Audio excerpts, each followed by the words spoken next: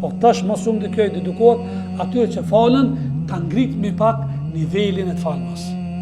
Tjetë më shpirtërore, tjetë më cilësor. Edhe kemi thënë vëllezër, një makinë me blek, i blemi makinën, çka është më original, çka më cilësor.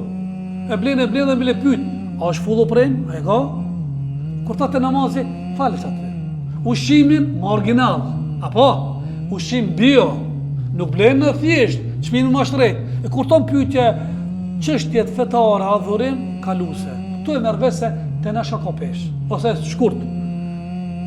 Çfarë puce blen populli jon, me çfarë çmimi? Më shtret apo 2000 dinar, 1500, 1000 dinar. Por libra 100 dinar nuk jep.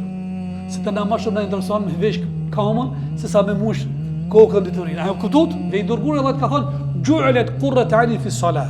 Hubbi bilay min dunyakum an-nisa wa at-tib. Kështu ka thënë. I dërguar Allah më është bëj dashur nga dunjaja, parfimi, mirisa shumë i ka pas shefi dërguar Allahut, i duanin, parfemin.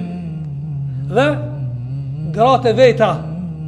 Pastaj ka thënë, më është bë kënaqësia më e madhe kur janë fut namaz, ato gjëra që më kënaqësia për jetimin namaz e kanë pas. Çfarë fjalë ka thënë. Edhe tjetra që kundërta e saj, që ka të bëjë me madhërimin, që ka thënë Allah në Kur'an, "Fawailu lil musallin alladhina hum an salatihim sahun", mirë për ata të cilët e falin namazin, mirë për ata që falin namazin. Çka themi për ata që nuk e falin namazin? Nëse për këto ka qortim, mjerim, autokritik, çka më për tjerë? Ata që nuk falin, kush janë këto mirë për ata që falin namazin? Ata që gjatë namazit nuk janë të kujdesshëm, e shpërfilin, e kanë disa kuptime. Një, nuk e fal namazin kohën e vet, mas aftësisë në këtë namazet, ose kuptime e fal namazin, mi po mendjen se fokusin se ka te namazin. Fal namaz, ai bën biznes, tu fal namaz, bën pazar atë, merr te pazari, te parja, te kalkulime, këtë kuptim e ka Allah e di më së miri ti.